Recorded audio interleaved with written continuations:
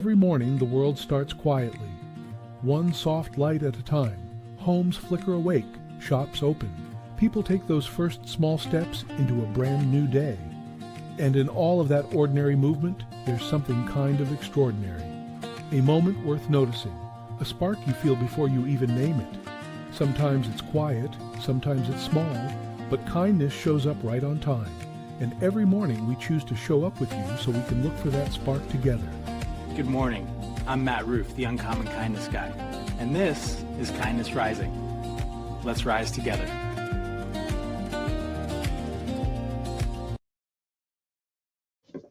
As always, right here, 7:30 a.m. Eastern, I am here, Kindness Rising. Good morning, good morning, good morning. Welcome to Kindness Rising.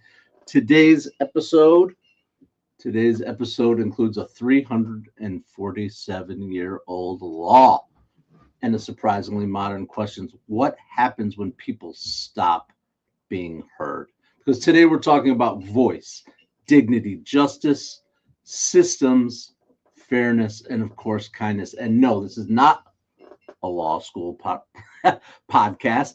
It is the place to come to talk about habeas corpus. Habeas corpus, not a progressive metal band or a skin cream, a foundational idea that basically says, hey, you can't just lock people away and refuse accountability. A tiny detail, minor civilization upgrade, plus our who in the world today, a mystery figure, a poet, a political exile, and a tourism director. So let's rise. Good morning, Roseanne, Kathleen, and Jess. The crew is assembling. I am so glad you are all here this morning as we get up and get going on Wednesday morning. Days are flying by. Absolutely. Welcome to Kindness Rising. Today is an interesting episode related to the idea that we can't be held beyond our will, right? You know what's interesting? Most of us will hopefully never experience that. Unlawful imprisonment by a government. That was pretty ideal, but a whole lot of us do know what it feels like to be trapped.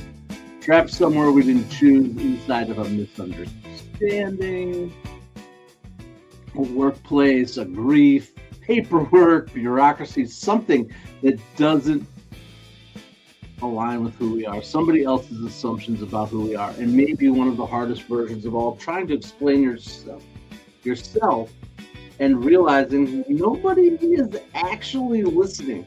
That feeling is brutal, because human beings can survive difficult circumstances longer than we can tolerate feeling invisible. Welcome into Kindness Rising. Get involved in the chat. Say hello in the comments, just like Mike Sullivan, just like Jess, just like Roseanne, just like Kathleen, the whole crew coming out. I see you out there. Make yourself known in the chat. Make yourself known. You shall have the body if you make yourself known in the chat. You shall have the body. That's literally the translation of habeas corpus, roughly. It sounds strange. Sounds mildly threatening if you take it out of context, but the idea mattered. Authorities couldn't just make somebody disappear indefinitely when habeas corpus was first codified into law. Bring the person forward, produce them, explain why they're there, submit to accountability. Somebody has to listen, and that feels bigger than law. It feels like leadership, relationships, parenting, teams, kindness. Kindness isn't always agreement. It's it isn't pretending difficult conversations don't exist. It just sounds like, come on forward. Tell us what happened. You have the right and deserve to be heard in a world that moves fast, labels quickly, and judges instantly. That may be more radical than we realize. Good morning, everyone. Thanks for joining me here. I hope everyone's having a great day today. Get involved in the chat as we work through our agenda today on habeas corpus.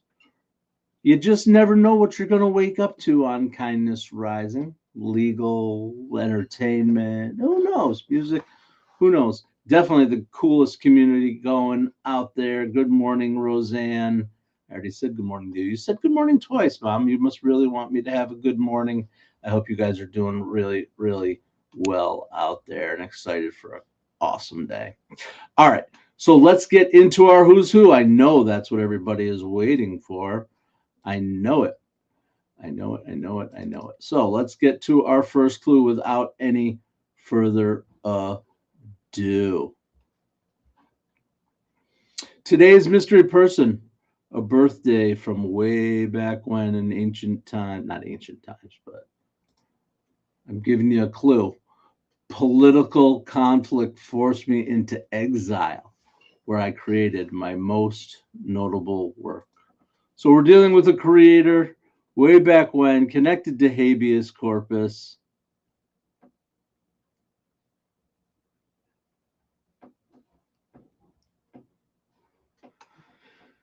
Wow. Okay. Awesome. I wrote a paper recently on why it's unfair to present an accused person in jail dress instead of street clothes. Interesting. Interesting. That is definitely has to impact the jury's influence. Absolutely. Appreciate it. All right. Political conflict forced me into exile where I created my most notable work. Jess just read the Divine Comedy. That's interesting. John. John who? John the Baptist? John who? Who's John? John had political conflict, forced into exile, created the most notable work. All right. We've got a guess of Dante. Dante Bichette? No, Dante. I don't know. The Divine Comedy, and John. I don't know. Tell me, who's John, Kathleen? Well, I work up my kindness spotlight because we always spotlight. Always. Get used to it. Here comes the drop on the spotlight.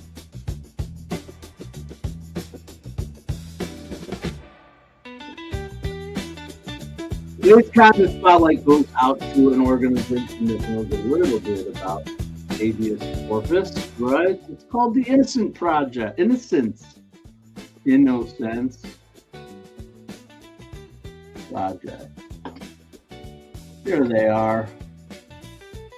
That's where I wanted to start. The Innocence Project. This one connects deeply to today's theme. It works to overturn wrongful convictions through DNA evidence, legal advocacy, investigative work, and criminal justice reform. And here's the sobering reality. Hundreds of people have been exonerated. Some spent years and decades even in prison for their crimes that they didn't commit. Birthdays missed, families changed, careers lost, entire chapters of people's lives gone. And you cannot refund time, but their work at the Innocence Project reminds us of something important. Justice isn't about punishment. It's a process of accountability, review, humility, and humans can get things wrong. And so today's spotlight isn't about easy answers. It's about human dignity. It's about refusing to let people disappear inside of systems. And honestly, that sounds pretty connected back to England in 1679. So there's your connection to habeas corpus, the Innocence Project. Check them out if it's something that moves you. Freeing innocent, prevent wrongful convictions, and create fair, compassionate, and equitable systems for justice for everyone. That's the Innocence Project. All right. There's your spotlight for today. What's going on? We wouldn't know his DOB anyway. I have no idea who that is, John of Patmos. That sounds fascinating. This is why it's important to protect evidence that's been collected. Technological advances can show mistakes that were made. Absolutely. Tons of bias in our systems, tons of political pressure, right? Of course, I always think of the Reuben Carter case. That's the one that was most known to me. Like the first time I was like, wait a second, they can get it wrong, right? When Bob Dylan sang about the hurricane. Um, yeah, pretty fascinating stuff. Absolutely. All right. So enough of Bob Dylan, and it's not the story of the hurricane. Fascinating story and a great movie, by the way. If you ever want to enjoy a great performance, Denzel Washington as Reuben Carter, the Hurricane. I think it was called Hurricane, right? Side note on that. Fascinating performance and story of Reuben Carter. All right. Are you ready for your second clue? Are you ready for your second clue? Your first clue today. Political conflict forced me into exile, where I created my most notable work. I'm thinking that this one might be the one that gives it away if someone hasn't already guessed it today. But let me see if I can find it. All right. Clue number 2. We're rocking with clue number 2. I created a guided tour for a really hot neighborhood.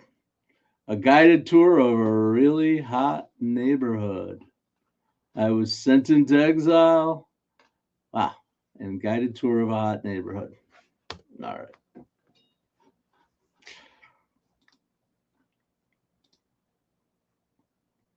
I feel like I might have to start making these even harder. Even harder. I thought that was a hard one. You guys are just too smart. Just too much knowledge amongst this crew. All right. Bob Dylan, absolutely. A worldscape. Oh, interesting idea, right? Creating universes, ideas of intertwined stories in a worldscape. Interesting. Jerry Ginger's in the house. Jerry Ginger knows about habeas corpus. Produced the gingerbread, Jerry. Ideas, of course, yes. So did Bob Dylan. Bob Dylan did that too, created a whole world of ideas, and so does Jerry Ginger. Yep. Okay, let's get back to habeas corpus. That was fun for a second here. Moving on. All right, or wait, that happened today. May 27th, 1679. You guys remember that, right? Yeah. I think Howard Cosell covered this. Habeas Corpus Act passes in England, and honestly, this is one of the stories that's more important than the name makes it sound. Habeas corpus, because many modern legal protections, governments and rulers could, before that, governments and rulers could exercise pretty frightening levels of power. Political rivals, critics, convenient problems, put them away, imprison them. No recourse. Habeas Corpus Act strengthened legal protections against unlawful detention. Courts gain stronger authority to demand the answers. Show us the person. Explain what you did. Justify why you're holding this person. Not just endless disappearing. Whoops. Somebody disappeared. We said so. No unlimited because we said so. 17th century England suddenly transformed into a perfect justice system. Of course, it's perfect now. We have habeas corpus. Not really. History is messy, always, but this became one of the foundational building blocks. Foundational building blocks of our constitutional law, our civil liberties, our due process protection, and democratic legal thinking around the world. And this is why it matters here on Kindness Rising. Power matters, systems matter, rules matter, but accountability matters too, because dignity grows where people have pathways to be seen, heard, questioned, challenged, and participate. It's not softness, it's basically civilization. That is habeas corpus. Today, May 27th, 1679, Habeas Corpus Act passes over there in jolly England. We certainly brought it into our justice systems, and yes, of course, there are many miscarriages of justice where habeas corpus might be suspended. Habeas corpus actually, technically, constitutionally, has been suspended 4 times in the United States. 4 times that Congress and our leadership has suspended habeas corpus, meaning anyone could be detained for any reason, and that was built into the laws. The suspension of habeas corpus was certainly built into the law by our founders here in the U.S. to ensure that people got a fair shot, but also the ability to suspend it, put in there in case of emergency. In case of emergency, break glass and suspend habeas corpus. Hi, naked. Lucas Gamer, I'm not naked. I'm fully dressed. You're naked? All right. More power to you, Lucas Gamer 123. Hi, naked. Hey, can't love and you love. Be kind, rewind. Let's do one of those. We haven't done one of those in a while. Let's do a be kind, rewind before our final clue in our who's who, even though I think we're already headed in the right direction of knowing. Hej från Sweden. All right, Johan Perdal, welcome in. And W. Lenda, I am so glad you guys are here. Don't forget to subscribe to the channel. Come here, 7:30 a.m. Eastern time. I don't know what time it is in Sweden. I don't know what time it is in naked time for Lucas Gamer. And W. Landa, where are you coming in from? But it's 7:30 a.m. here on the East Coast of the United States, where I am coming from, and I am just glad you joined. Jerry, you are a corpus. Welcome in, Jess. I appreciate you welcoming everybody in the crowd. Jess. All right. Jess, you will. Okay. All right. We did. What is wrong with my brain? Where am I? All right, bear with me, folks, because I'm trying to get to my Be Kind rewind, but I didn't select a song for it, but I want one. Let's go with this one. We haven't listened to this one in a while. Anyone out there, listen to this music for a second. Tell me where it might have been influenced from, and then we'll get into our Be Kind rewind. Timelines don't really match, but we'll go with it anyway.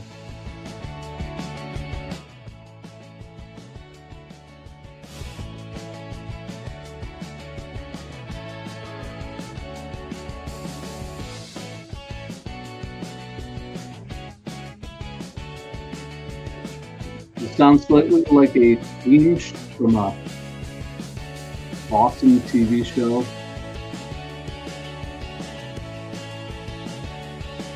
All right, this is our Be Kind rewind, not connected to the theme song I'm playing right now, but it is taking us back to 1993, 1993. Wow, seems like a while ago. There was a guy, Harrison Ford, running for his life, Tommy Lee Jones running after him, and Gen X collectively learning probably should avoid one-armed men. The Fugitive, absolute classic, train crash, dam jump, hospital chase scene, and one of the great movie exchanges of the late 20th century. I didn't kill my wife,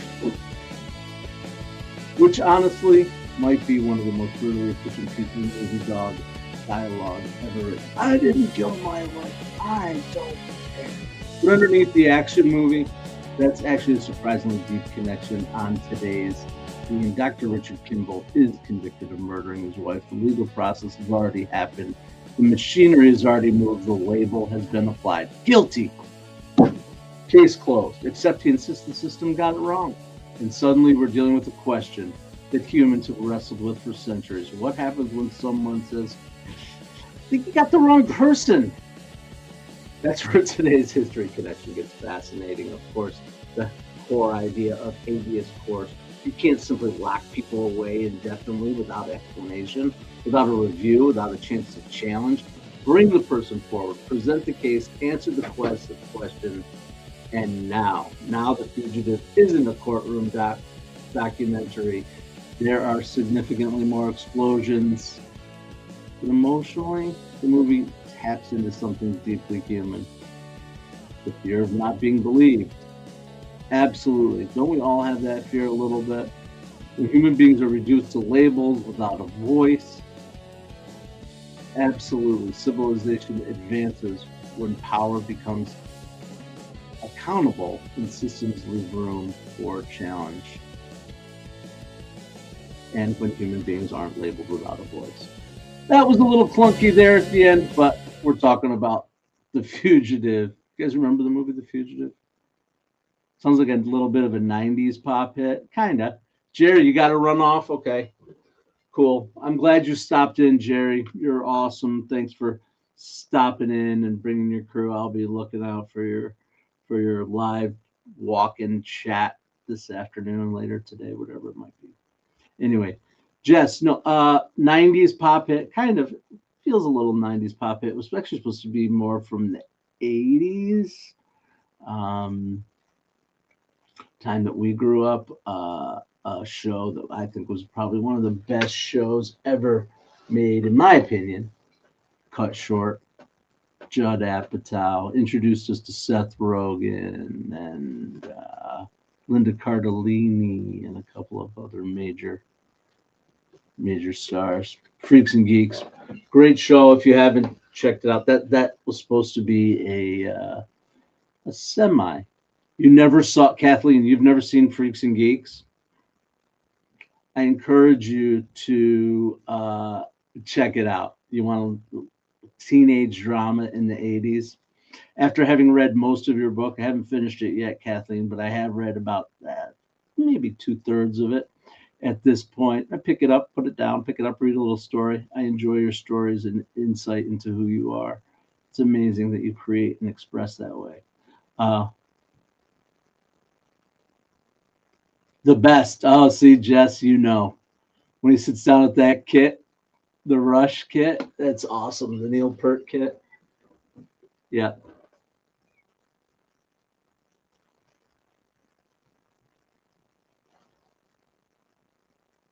Neil Peart. Yeah. Great stuff. Great show. I showed my kids. They were enthralled with it too. I loved that. I loved sharing that. Oh, no, The Fugitive. Kathleen, you've never seen The Fugitive? It's a good movie. It's a good, entertaining movie. Good movie. But it definitely connected to our subject today. All right. Without further yakety yak, let's do it. Jess jumped the gun on us on the first clue, but here we go. We'll give it the third clue. Jess is going to win the prize for the early answer. I'm still going to go through the motions here. His masterpiece explained hell, purgatory, and paradise in Change Litter forever. Do you think you have it? Yes, Jess had it. It's Dante Alighieri. That's my way of trying to pronounce it in Italian. I don't know how to say Alighieri. Is it Alighieri? People say Alighieri. Dante Alighieri. I don't think that's it. I think it's Dante Alighieri. There we go. There you go. You got an accent out of me, Jess. If you guessed Dante just like Jess did, you are right. Best known for the Divine Comedy, one of literature's most enduring journeys through hell, purgatory, and paradise. But here's a fascinating piece about it. I think Jess can tell us. Jess knows. He lived in political turmoil, involved in conflict in France, and eventually exiled from his own home city. He couldn't safely return. He lost his home, he lost his status, he lost his belonging. And suddenly, a writer wrestling with justice, suffering, morality, power, and redemption starts making a whole lot more sense, because some of history's most powerful reflections on systems and humanity came from somebody who knew what displacement actually felt like. Absolutely. What do you think Dante's book pitch would be? If he had to go to a publisher and say, what's his book pitch?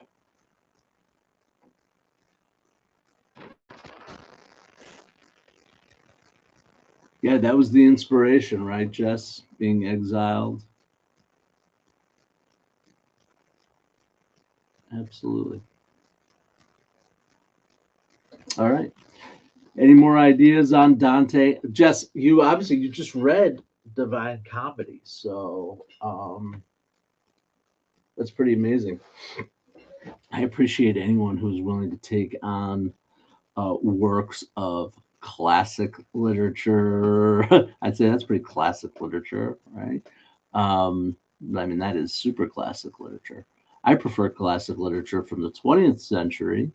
I like early 20th century. Right now. I'm rereading because I haven't read it since high school. The Once and Future King. Oh, nice. I like that, Jess. Researching where the ideas of hell came from. Most signs point to Dante's Inferno. Okay, absolutely. That image, right? Biblical, epic image of burning in hell.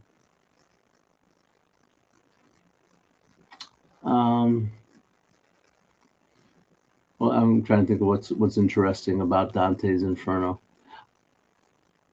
Dante's Inferno, the inspiration for this is what I think. Probably has been proven too, right? Doesn't he have guides on his journeys? I forget. There's character people who guide him along his journeys. Was a woman and some. I should know, but I don't. Do we think that's the influence for a Christmas Carol, right? Ghosts and guides to show you the way things could be or have been. Maybe. I think it's a mechanism. Anyway, that's it. There are several characters that lead him along the way. Yeah. All right.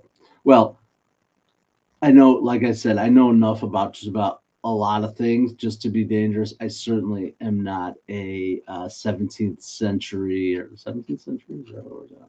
No, way earlier than that. 13th century.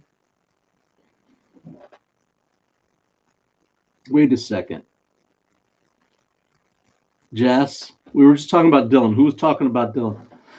I just had a moment. It actually made me sneeze. Bob Dylan, Tangled Up in Blue, written by an Italian poet from the 13th century. Was that referring to Dante? I have to look. I don't know. Just I have to look into that one. Every one of those words rang true. All right, let's get to it. We can talk about Tangled Up in Blue, Bob Dylan, and Dante some more after I roll into my kindness compass, because it's part of my mission. My mission here to deliver content that helps people.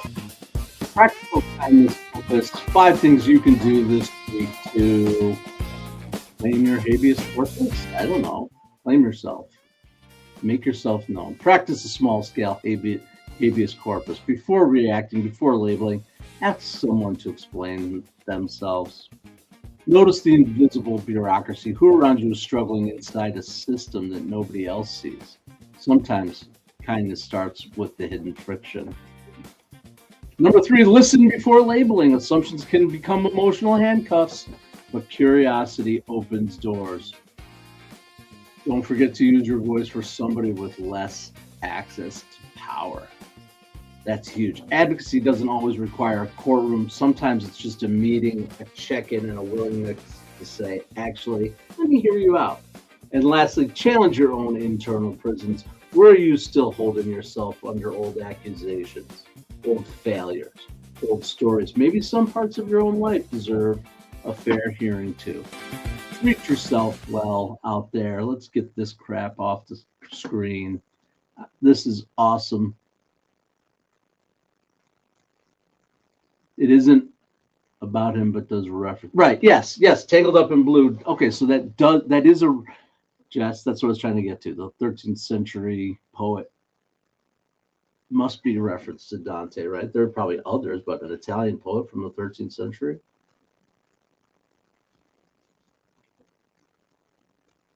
I don't know. Okay, that's it. That's awesome.